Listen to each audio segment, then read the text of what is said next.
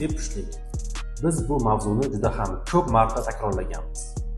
Bugungi savollardan biri bu bepushtlik faqatgina ayol tomonidan bo'ladimi yoki erkak tomonidan?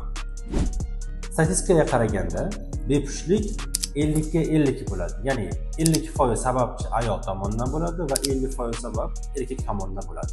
Ko'p holatlarda bepushtlikda asosiy sababchisi deb ayol kishi tomoniga yuklanadi.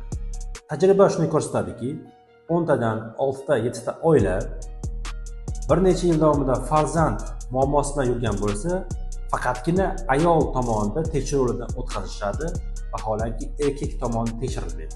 Va juda ko'p holatlarda uzoq yillarda samarasiz davodan so'ng bizning oldimizga kelishadi.